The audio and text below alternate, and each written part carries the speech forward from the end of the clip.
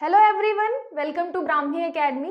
स्वागत है आपका एमपीपीएससी प्रीलिम्स की इस महा सीरीज में, जहां हमारा टारगेट है 50,000 एमसीक्यूज। आज जो हम टॉपिक लेकर चल रहे हैं वो है हमारा पॉलिटी सेक्शन में मैक्सिमम जो मैंने यहाँ पे क्वेश्चन लिए हैं आज के सेशन में वो प्रीवियस ईयर के क्वेश्चन हैं, प्रीवियस ईयर एमपीपीएससी में आ चुके हैं। तो इसमें आपको रिवीजन के साथ साथ ये भी चेक करना है कि आपके कितने नंबर आ रहे हैं। इसको एज अ टेस्ट सीरीज लीजिए और देखिए कि कितने सही आपके क्वेश्चन हो रहे हैं, कितने गलत हो रहे हैं, और फिर जो टॉपिक आपका गलत हो रहा है उसका एक बार रिवीजन जरूर करिए, जिससे आपकी तैयारी जो है आप एक नेक्स्ट लेवल तक ले जा सके।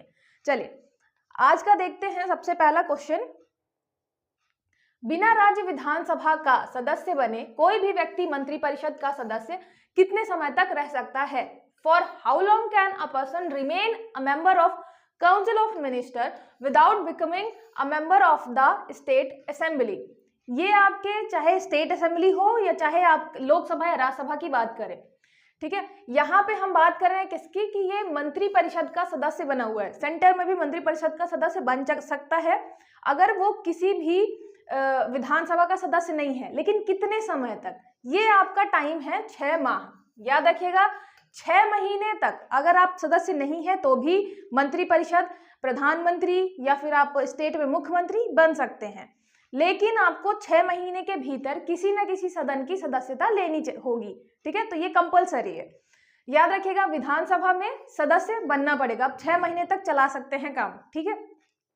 और ये भी याद रखिएगा, केंद्र में अगर बात करें तो चाहे वो राज्यसभा हो चाहे लोकसभा, राज्यसभा या लोकसभा, किसी दोनों में से आप एक की सदस्यता ले सकते हैं, ठीक है। स्टेट में भी ऐसा है बस, लेकिन सदस्य होना जरूरी है 6 महीने के भीतर, ठीक है। नेक्स्ट हो गया, अगर भारतीय संविधान की प्रारूप समिति का अध्यक्ष कौन था? ये प्रारूप समिति वाला क्वेश्चन आपको अगर आप 2000 से उठाएंगे और 2020 तक आएंगे तो 2-3 बार मिल जाएगा। प्रारूप समिति का अध्यक्ष कौन था, ठीक है। Who was the chairman of the drafting committee of Indian constitution? Constitution की ड्राफ्टिंग कमिटी का अध्यक्ष कौन था? महात्मा गांधी, के M Munshi, doctor Rajendra Prasad, doctor Bhimrao Ambedkar. तो आपको पता है BR अंबेडकर जी ने क्या किया था, ड्राफ्टिंग कमिटी के ये थे अध्यक्ष, ठीक है। याद रखिएगा, हेड तो अंबेडकर जी थे, इसके अलावा 7 सदस्य थे, ठीक है। 7 सदस्यों वाली टीम थी, एक अंबेडकर जी हेड थे। बना कब था ये? हमें आजादी मिलती है 15 अगस्त 1947 को, और 29 अगस्त 1947 को बनाया जाता है ड्राफ्टिंग कमेटी। इन्हें बोला जाता है कि आपको संविधान बनाना है, अलग अलग संविधानों का आप रिसर्च करिए, अच्छे से खोजबीन करके इंडिया का एक बहुत अच्छा संविधान बनाना है, ठीक है। तो ये बनाई जाती है 29 अगस्त 1947 को। 7 सदस्यीय टीम के साथ अध्यक्ष रहते हैं अपने भीमराव अंबेडकर जी, ठीक है।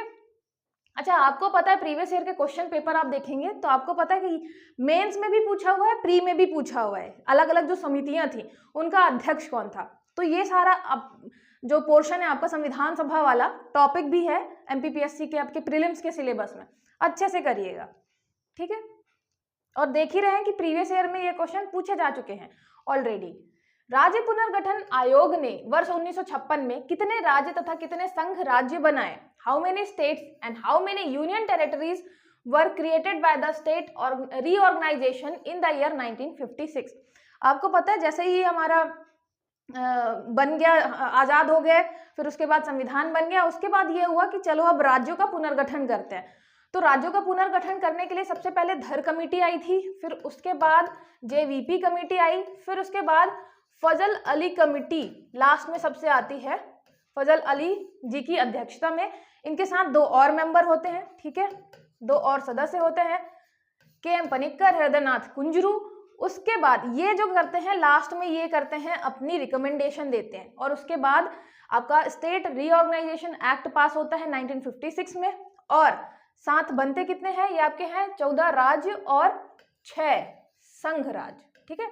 ये याद रखिएगा, ऑप्शन बहुत क्लोज है, 8 है 6 है, तो 14 स्टेट बनाए गए थे और 8 आपके क्या बनाए गए, 6 बनाए गए थे आपके केंद्र शासित प्रदेश, ठीक है। लेकिन ये याद रखिएगा कि जो फजल अली कमेटी थी, ये जो आपकी कमेटी है, इन्होंने रिकमेंडेशन नहीं दी थी 14-6 की, इन्होंने रिकमेंडेशन की दी थी 16 राज्य प्लस 3 केंद्र शासित प्रदेश, ठीक है। इन्होंने बोला था कि आप 3 यूनियन टेरिटरी बनाइए और 16 जो है वो स्टेट बना दीजिए। लेकिन जब स्टेट रीऑर्गेनाइजेशन एक्ट बनता है तो उसमें आते हैं 14 राज्य और 6 केंद्र शासित प्रदेश। ठीक है, ये याद रखिएगा। और इससे सारी चीजें जो हम डिटेलिंग पढ़ते हैं कि ये धर कमेटी ने क्या रिकमेंडेशन दी, जेवीपी कमेटी ने क्या दी, फिर फजल अली ने क्या दी, किस बेसिस पे स्टेट रीऑर्गेनाइजेशन किया गया था, ये सारी चीजें हम मेंस में पढ़ते हैं। ठीक है, यहाँ पे आप इतना याद रखिएगा 14 और 6 का कॉम्बिनेशन था। ठीक है, 14-6 कॉम्बिनेशन। आगे देखते हैं, संविधान की अनुसूची 6 इनमें से किस राज्य में लागू नहीं होती है? Schedule 6 of the constitution does not apply to which of the following state? Schedule 6, अच्छा मेन जो चीजें हैं, आपके आर्टिकल पूछा जाता है, आपका शेड्यूल पूछा जाता है, और यहाँ पे आप देख ही रहे हैं प्रीवियस ईयर क्वेश्चन कि कैसे एक्ट आते हैं, कैसे शेड्यूल आता है। तो ये सारी चीजें आप इतने अच्छे से पढ़ें कि गलती से भी आपका जो वहां पे गोला है OMR शीट में वो गलत ना हो, है ना। तो 6 में याद रखिएगा, अगर थोड़ा बहुत भी कंफ्यूजन है तो आज मैं क्लियर कर देती हूँ। इसमें आपको मिलेंगे कौन कौन से, देखिए मेघालय, मणिपुर, त्रिपुरा, असम। याद रखिएगा ये है आपका मणिपुर, जो कि नहीं है, हमें बताना है इस कौन से राज्य में लागू नहीं है, तो ये है आपका मणिपुर में लागू नहीं है। कौन कौन से राज्यों में है? ये है असम में, ठीक है, ये है मेघालय में। अगर आपको भारत का, इंडिया का मैप बहुत अच्छे से याद है तो आपको 7 सिस्टर्स मिलेंगी, यहां से चालू होगा, यहाँ पे आपका मेघालय आएगा, यहाँ पे आएगा त्रिपुरा, यहाँ पे आएगा मिजोरम, और यही 4 हैं जो कि शामिल है किसमें? शेड्यूल 6 में। मेघालय, फिर त्रिपुरा और मिजोरम। इसमें मिजोरम की जगह मणिपुर दिया हुआ है, मिजोरम। तो आप अगर मैप याद है तो आपको याद रहेगा किनारे किनारे वाले हमने सारे उठाए हैं। मैप नहीं है, अगर ट्रिक बनानी है तो देखिए, मिजोरम का आप उठाएंगे राम, ठीक है, असम का उठाएंगे शाम, ठीक है, असम का आप उठा सकते हैं शाम को, है ना। तो जो आपके राम जी हैं वो शाम को कहाँ जाते हैं? घूमने जाते हैं। घूमने कहाँ जाते हैं? घूमने मेघों में, ठीक है, बादलों में उनको बहुत अच्छा लगता है। तो मेघालय मतलब ऊंची ऊंची पहाड़ियां, वहां पे आपको मेघ मिल जाएंगे नीचे ही। तो मेघों में घूमने जाते हैं, कहाँ? मेघों में। और किसके साथ जाते हैं? तो या तो आप त्रिपुरा का त्रि उठा ले, त्रिपुरा मतलब तीनों लोगों के साथ लेके जाते हैं, राम, लक्ष्मण और सीता जी, जो आप उनकी त्रिगुट है ना तीनों का, वो जाते हैं। त्रि नहीं याद करना अगर आपको, तो आप पूरा से भी कर सकते हैं। पूरा मतलब वो शाम को घूमने जाते हैं, पूरा मेघ घूम के आते हैं। राम जी क्या करते हैं? शाम को निकलते हैं और पूरा मेघ घूम के आ जाते हैं। पूरा से हो गया आपका त्रिपुरा, मेघ से हो गया मेघालय, शाम को हो गया असम, राम से हो गया मिजोरम। ठीक है, ये आपके 4 स्टेट हैं जो कि आते हैं अनुसूची 6 में। इनसे संबंधित जो भी एडमिनिस्ट्रेशन से रिलेटेड चीजें हैं वो आपकी आती हैं अनुसूची 6 में। ठीक है, याद रखिएगा 4 है। राम जी जाते हैं मेघों में घूमने शाम को, वो भी पूरा मेघ घूम कर आते हैं। ठीक है, पूरा का पूरा। चलिए, जो आपके ट्रिक हैं उनको 1-2 बार जैसे ही आप दिमाग में घुमा लेंगे, इमेजिनेशन कर लेंगे, वो आपके बहुत लंबे टाइम तक बनी रहेंगी। ठीक है, नेक्स्ट देखते हैं, लोकसभा का अध्यक्ष अपना त्यागपत्र किसे सौंपता है? To whom does the speaker of the Lok Sabha submits his resignation? उपाध्यक्ष को, भारत के मुख्य न्यायाधीश को, महान्यायवादी को, राष्ट्रपति को? याद रखिएगा ये है आपके उपाध्यक्ष को। डेप्यूटी स्पीकर को देता है आपका लोकसभा का अध्यक्ष, इलेक्टेड होता है, और उसके जस्ट नीचे होते हैं डेप्यूटी स्पीकर। तो उपाध्यक्ष को देते हैं आपके लोकसभा के अध्यक्ष। अगर बात करें उपाध्यक्ष किसको देंगे, तो वो फिर देते हैं अध्यक्ष को। ठीक है, और मैक्सिमम जो राष्ट्रपति अपॉइंट करते हैं तो वो राष्ट्रपति को रेजिग्नेशन अपना देते हैं। ठीक है, चलिए, अच्छा रेजिग्नेशन कौन किसको देता है ये भी काफी मतलब बहुत लंबी लिस्ट है। प्रधानमंत्री, काउंसिल ऑफ मिनिस्टर्स, उसके बाद जैसे महान्यायवादी, यहाँ अटॉर्नी जनरल का लिखा हुआ था। ठीक है, इलेक्शन कमीशन हो गया, फिर उसके बाद यूपीएससी जितने भी हैं, कैग हो गया, और यहाँ पे मुख्य न्यायाधीश हो गए, राष्ट्रपति खुद किसको देते हैं। तो सारी चीजें अपने दिमाग में बहुत क्लियर रखिएगा। ठीक है, एक भी डाउट नहीं होना चाहिए। पॉलिटी वाला सेक्शन मैंने पहले भी आपको बताया है, बहुत ही ज्यादा स्कोरिंग है, मतलब मैक्सिमम लोग इसके सारे के सारे क्वेश्चन सही करते हैं। इसलिए आप टारगेट अगर करके चल रहे हैं कि आपका 80 या उससे ऊपर ही आना चाहिए, तो आपके पॉलिटी के एक भी क्वेश्चन गलत नहीं होने चाहिए। ठीक है, तो टारगेट ऐसा बनाइए कि पॉलिटी में हर चीज इतनी क्लियर हो कि आपका एक क्वेश्चन गलत ना हो। ठीक है, निम्नलिखित में से कौन सी भाषा संविधान की 8वीं अनुसूची में नहीं है? विच of the following language is not in the 8th schedule of constitution, ठीक है, 8वीं अनुसूची में नहीं है। यहाँ पे आपको पता है टोटल कितनी लैंग्वेजेस हैं, टोटल की बात करें तो 12 लैंग्वेजेस हैं। और अगर शुरुआत की बात करें कि जब संविधान हमारा लागू हुआ था तब कितनी थी, तब थी 14 लैंग्वेजेस, ठीक है, 14 थी, धीरे धीरे ऐड होते 22 हो गई है।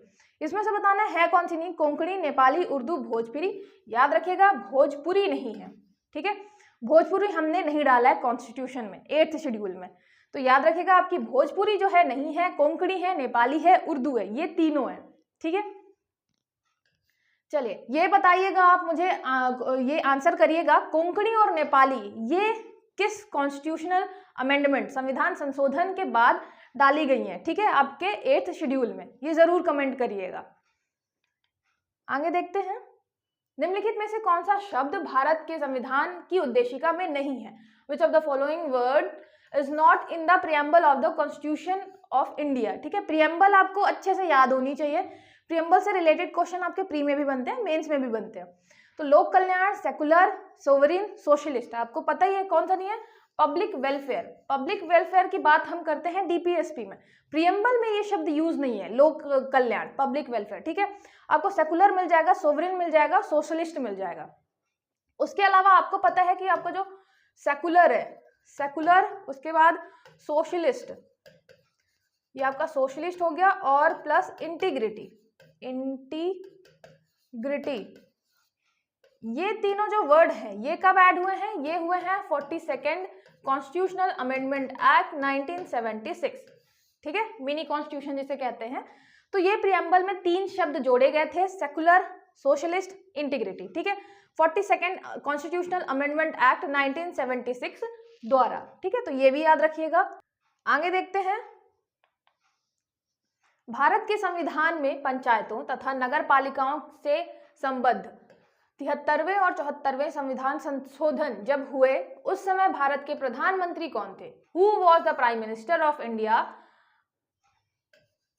In the 73rd and 74th amendment related to panchayats and municipalities were made in the constitution of India, ठीक है, 73rd 74th, सबसे पहले तो ये याद करना है कि 73rd और 74th अमेंडमेंट हुआ कब था, ये हुआ था 1992 में। तो इस टाइम पे फिर कौन आपके प्रधानमंत्री थे ये पूछा हुआ है, उस टाइम पे थे आपके पीवी नरसिम्हा राव, याद रखिएगा ये थे आपके पीवी नरसिम्हा राव, ठीक है। नरसिम्हा राव, नरसिंह भगवान से आप याद कर सकते हैं कि पंचायतों और म्युनिसिपैलिटी के लिए अच्छे काम करने के लिए नरसिंह भगवान खुद आए थे, ठीक है, आप ऐसा याद कर सकते हैं। उसके अलावा आप देखेंगे आपके प्रधानमंत्री से रिलेटेड, राष्ट्रपति से रिलेटेड क्वेश्चन आते हैं, आप प्रीवियस ईयर उठाएंगे तो आपको आराम से मिल जाएंगे। कौन सा प्रधानमंत्री पहले किसी स्टेट का अगर मुख्यमंत्री था तो उसका जोड़ी मिलाया हो, आपको एक क्वेश्चन मिल जाएगा, तो ये जरूर याद रखिएगा। ये देखिए यहाँ से ये पूछा है कि किस ईयर में कौन सा प्रधानमंत्री था, तो ये तो आपको याद रखना है कब कब कौन कौन से प्रधानमंत्री थे। उसके अलावा ये भी याद रखना है कि अगर कोई और, जैसे इंदिरा गांधी, राजीव गांधी, बीपी सिंह, इनमें से कोई किसी राज्य के पहले मुख्यमंत्री भी थे या नहीं थे, जैसे अपने मोदी जी गुजरात के थे, तो ये क्वेश्चन भी आया है। तो ये क्वेश्चन आप क्या करिएगा, एक बार अच्छे से देख लीजिएगा जिससे ऐसे क्वेश्चन गलत ना हो। नरसिम्हा जी ने क्या किया था, नरसिंह भगवान पंचायतों के लिए भगवान बन के आए थे, ठीक है। लिखित संविधान की अवधारणा ने सर्वप्रथम कहाँ जन्म लिया? Where did the concept of written constitution first originate? Switzerland, Britain, संयुक्त राज्य अमेरिका और फ्रांस। याद रखिएगा रिटन कॉन्स्टिट्यूशन आया है यूएसए में, ठीक है, यूएसए में। जैसे ही अमेरिका आजाद होता है सबसे पहले क्या लाता है, रिटन कॉन्स्टिट्यूशन लाता है।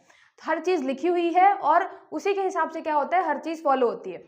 जो अलिखित संविधान है, लिखित संविधान में फर्क क्या है, ये सारी चीजें हम मेंस में पढ़ते हैं। और अमेरिका ने जो चीजें ली हैं लिखित संविधान में, तो हमने अमेरिका से क्या क्या लिया है ना, ब्रिटेन में अलिखित है तो हमने ब्रिटेन से क्या क्या चीजें ली हैं, ये सारी चीजें। अच्छा, ये सारी चीजें आपके प्रीलिम्स में भी बनती हैं कि कौन सा फीचर्स जो है, विशेषताएं हैं, हमने दूसरे कॉन्स्टिट्यूशन से लिए हैं, और डिटेल में देखना है तो वो हम सारी चीजें फिर मेंस में देखेंगे। याद रखिएगा आपका लिखित संविधान जो है वो संबंधित है यूएसए से, ठीक है, संयुक्त राज्य अमेरिका। आगे देखते हैं, निम्नलिखित में से कौन भारत के राष्ट्रपति की इच्छा तक ही पद पर बने रह सकते हैं? Who among the following can hold his office only during the pleasure of President of India? याद रखिएगा, जितने भी लोग हैं जो प्लेजर ऑफ प्रेसिडेंट पे काम करते हैं उनकी एक लिस्ट अलग से बना के रख लीजिएगा। देखिए क्वेश्चन आ गया आपका, लोकसभा स्पीकर, फिर उच्चतम न्यायालय का न्यायाधीश, राज्यपाल और निर्वाचन आयुक्त। याद रखिएगा ये है आपका राज्यपाल। गवर्नर जो है इनकी अपॉइंटमेंट जो है, अगर नियुक्ति की बात करें, अपॉइंटमेंट की बात करें, तो ये किस में मिलेगा आपको, ये मिलेगा आर्टिकल 155 में। और यहीं पे अगर रिमूवल की बात करें कि हटा कैसे कर सकते हैं, तो ये मिलेगा आपको आर्टिकल 156 में। इसमें दिया हुआ है कि राज्यपाल जो है वो अपना त्यागपत्र राष्ट्रपति को देंगे, रेजिग्नेशन, है ना। उसके अलावा राष्ट्रपति जो है वो उनको हटा सकते हैं कभी भी। प्लेजर ऑफ प्रेसिडेंट पे होता है इनका पद, राज्यपाल का, ठीक है। ये भी याद रखिएगा कि वैसे बोला जाता है कि 5 साल तक रह सकते हैं, लेकिन राष्ट्रपति चाहे तो वो किसी भी टाइम हटा सकता है, ठीक है। तो प्लेजर ऑफ प्रेसिडेंट पे कौन काम कर रहा है, आपके गवर्नर कर रहे हैं, ठीक है। लोकसभा अध्यक्ष, ये तो मतलब आपका इलेक्टेड होता है। जज भी, इसको भी ऐसे नहीं हटा सकते, इनकी भी होती है कार्यकाल, फिक्स होता है इनका 65 ईयर। निर्वाचन आयुक्त का भी 6 साल या 65 साल फिक्स होता है, ठीक है। तो प्लेजर ऑफ प्रेसिडेंट पे ये नहीं होते हैं। लोकसभा अध्यक्ष जब तक आपका इलेक्शन नहीं होगा वो बने ही रहेंगे। तो याद रखिएगा प्लेजर ऑफ प्रेसिडेंट पे सिर्फ और सिर्फ है आपके यहाँ पे गवर्नर। आगे देखते हैं, किस देश में दोहरी नागरिकता का सिद्धांत स्वीकार किया गया है? In which country has the principle of dual citizenship been accepted? संयुक्त राज्य अमेरिका, कनाडा, ऑस्ट्रेलिया, भारत। याद रखिएगा ये भी आपका संयुक्त राज्य अमेरिका का है। अभी हमने देखा कि यहाँ से हमने सबसे शुरुआती में लिखित संविधान यहीं से प्राप्त हुआ है, यूएसए का। उसके अलावा यहाँ पे आपको मिलेगा डुअल सिटीजनशिप। डुअल सिटीजनशिप का क्या मतलब है, एक सिटीजनशिप होती है संघ की, ठीक है, और एक होती है राज्य की। वहां के जो राज्य हैं उनकी खुद की भी सिटीजनशिप है। ऐसा मान लीजिए अगर भारत में डुअल सिटीजनशिप होती, मतलब कुछ लोगों के लिए है, लेकिन अगर वैसे हमारे यहाँ एकल नागरिकता है, तो भारत में अगर होती तो मतलब मध्य प्रदेश के लिए अलग नागरिकता और भारत के लिए अलग नागरिकता। ऐसा है नहीं, ऐसा भी कहाँ चल रहा है, संयुक्त राज्य अमेरिका, यूएसए में। यूएसए में आपके डुअल नागरिकता है, ठीक है, डुअल सिटीजनशिप। जिला कलेक्टर किस अधिकारी के अधीनस्थ कार्य करते हैं? ये भी आपका प्रीवियस ईयर का क्वेश्चन है। In which officer, under which officer does the district collector work? District collector किसके अंडर वर्क करता है? संभाग आयुक्त, divisional commissioner, secretary incharge, chief secretary, none of this. याद रखिएगा ये है आपका डिविजनल कमिश्नर, ठीक है। ये डिविजनल जो आपका संभाग आयुक्त होता है उसके अंडर में होते हैं आपके डिस्ट्रिक्ट कलेक्टर। तो ये क्वेश्चन आया हुआ है, आपको पता है कि जो पंचायत वाला सेक्शन है अलग से दिया हुआ है मध्य प्रदेश में, तो वहां से ऐसे क्वेश्चन पूछे जा सकते हैं और हर बार एक क्वेश्चन जरूर आता है उस वाले टॉपिक से, तो इसलिए इसको भी ध्यान देके चलिएगा। अध्यक्षात्मक शासन का उदय सर्वप्रथम किस देश में हुआ? In which country did presidential rulership first emerge? यहाँ पे आपको पता है 2 टाइप के मेन होते हैं, एक तो प्रेसिडेंशियल फॉर्म ऑफ गवर्नमेंट है, दूसरी आपकी पार्लियामेंट्री फॉर्म ऑफ गवर्नमेंट है। हम यहाँ पे बात कर रहे हैं प्रेसिडेंशियल फॉर्म ऑफ गवर्नमेंट, अध्यक्षात्मक की। अध्यक्षात्मक सबसे पहले आई थी यूएसए में, ठीक है, याद रखिएगा। यूएसए में ही हमने पढ़ा क्या हुआ था, लिखित संविधान, तो यहाँ पे रिटन कॉन्स्टिट्यूशन आया। फिर उसके अलावा हमने देखा यहाँ पे दोहरी नागरिकता है। अच्छा, आप एक चीज नोटिस करेंगे कि जब एमपीपीएससी के पेपर में प्रीवियस ईयर के, अभी मैंने आपको 2-3 क्वेश्चन उठाए, कंपैरिजन थोड़ा थोड़ा आता रहता है बीच बीच में। कंपैरिजन कहीं ब्रिटेन से, कहीं अमेरिका से, और अमेरिका से तो आप ज्यादातर देखेंगे कहाँ पे लिखित है, कहाँ पे दोहरी है, कहाँ अध्यक्षात्मक शासन प्रणाली है, क्योंकि ब्रिटेन वाली तो बहुत कुछ मैच करती है हमारी वाली से, इसलिए अमेरिका से ज्यादा पूछता है क्वेश्चन, ठीक है। आप ये नोटिस कर ही रहे हैं, 2 से 3 क्वेश्चन आपको मिल गए लास्ट के 3-4 सालों के। तो ये हो गया आपका, और तीसरा हो गया आपका अध्यक्षात्मक शासन व्यवस्था, मतलब ये है presidential form of government, presidential form of government. इसमें क्या होता है, हमारे यहाँ जो है वो है संसदीय, मतलब आपकी है parliamentary form of government, parliamentary form of government. ये कहाँ मिलेगी, ये मिलेगी आपको भारत में, ठीक है, संसदीय। और यहाँ पे अध्यक्षात्मक मतलब प्रेसिडेंशियल कहाँ मिलेगी, प्रेसिडेंट नाम लिखा है, एक में नाम लिखा है पार्लियामेंट, है ना। तो प्रेसिडेंशियल आपको मिलेगी यूएसए में। इसमें क्या होता है, इसमें जो आपका राष्ट्रपति है, राष्ट्रपति वो क्या होता है, डायरेक्ट इलेक्टेड होता है। अब आप देखते भी हैं, अगर मतलब एक्टिव रहते होंगे, टीवीज वगैरह में देखते होंगे, जब चुनाव होता है यहाँ के यूएसए के राष्ट्रपति का, तो बहुत हर जगह बिल्कुल न्यूज फैली होती है। तो यहाँ पे राष्ट्रपति जो होता है वो डायरेक्ट इलेक्टेड होता है। राष्ट्रपति जो होता है वो हेड होता है आपके किसका, एग्जीक्यूटिव का, कार्यपालिका का, और इसके पास जो होती है वो रियल पावर होती है। ठीक है, जैसे हमारे यहाँ रियल पावर किसके पास होती है, प्रधानमंत्री के पास, राष्ट्रपति के पास नहीं होती है। लेकिन प्रेसिडेंशियल फॉर्म ऑफ गवर्नमेंट में मेन पावर राष्ट्रपति के पास होती है। ठीक है, तो जो डिफरेंसेस हैं, मेन डिफरेंसेस, वो सारी चीजें आपके प्रीलिम्स में क्वेश्चन के फॉर्म में पूछ सकते हैं, तो अच्छे से वो सारी चीजें करिएगा। आगे देखते हैं, भारत के संविधान के 44वां संशोधन द्वारा निम्नलिखित अधिकार को मौलिक अधिकार की श्रेणी से हटा दिया गया। विच of the following rights was removed from the category of fundamental rights by the 44th constitutional amendment. ये था आपका प्रॉपर्टी, संपत्ति का। ठीक है, धर्म की स्वतंत्रता, फ्रीडम ऑफ रिलीजन अभी भी है, कॉन्स्टिट्यूशनल रेमेडीज अभी भी है, और फ्रीडम ऑफ एक्सप्रेशन अभी भी है। याद रखिएगा, अब क्या नहीं है आपका फंडामेंटल राइट, तो वो नहीं है संपत्ति, प्रॉपर्टी। ठीक है, अब हमने इसको नॉर्मल राइट कर दिया, संविधान में हमने शिफ्ट कर दिया है 300A के अंतर्गत, लेकिन आर्टिकल 300A। लेकिन अभी क्या है, इसको स्टार्टिंग में जब संविधान बनाया गया था, ये रखा गया था फंडामेंटल राइट्स के अंतर्गत, जिसके कारण डीपीएसपी को लागू करने में बहुत ज्यादा दिक्कत आ रही थी। ठीक है, क्योंकि संपत्ति मौलिक अधिकार में रखा गया था, तो इसलिए फिर 44th आपका जो कॉन्स्टिट्यूशनल अमेंडमेंट है उसमें संपत्ति को उठा के फंडामेंटल मौलिक अधिकारों से हटा के आपके जो संवैधानिक राइट्स हैं उसमें रखा गया। ठीक है, और याद रखिएगा, मौलिक राइट्स, मौलिक अधिकार सिर्फ वही हैं जो कि पार्ट 3 में हैं। ठीक है, उतने ही अधिकार जो कि पार्ट 3 में दिए हुए हैं वो सारे मौलिक अधिकार कहलाते हैं। उसके अलावा जितने भी अधिकार दिए हुए हैं वो आपके मौलिक अधिकार नहीं है। ठीक है, संसदीय शासन में वास्तविक शक्ति किसके पास होती है? Who has real power in parliamentary governance. Parliamentary form of government मैंने बताया ये भारत में है। ठीक है, तो पार्लियामेंट्री, वहां पे हम क्या देख रहे थे, प्रेसिडेंशियल फॉर्म ऑफ गवर्नमेंट, जहां पे राष्ट्रपति के पास होती थी वास्तविक शक्ति।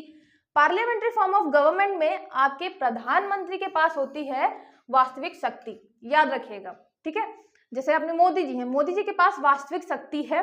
ये जो प्रेसिडेंट है वो नाम मात्र के हेड होते हैं, और वास्तविक शक्ति होती है आपके प्राइम मिनिस्टर के पास। ठीक है, क्योंकि आपने क्या दिखा है कि प्रेसिडेंट जो है वो council of minister headed by prime minister की एड एंड एडवाइस पे काम करेंगे। ठीक है, तो सारी चीजें जो प्रेसिडेंट करते हैं वो एड एंड एडवाइस किसकी होती है, आपके पीएम की। ठीक है, तो इसलिए हो गया आपका वास्तविक शक्ति होती है प्राइम मिनिस्टर के पास। ठीक है, आज के लिए बस इतना ही। आप जरूर चेक करिएगा कि आपके कितने नंबर आते हैं और कितने आंसर गलत हुए। जो टॉपिक आपका थोड़ा सा भी वीक है उसे और ज़्यादा स्ट्रॉन्ग करिए और ज़्यादा से ज़्यादा रिवीजन करिए।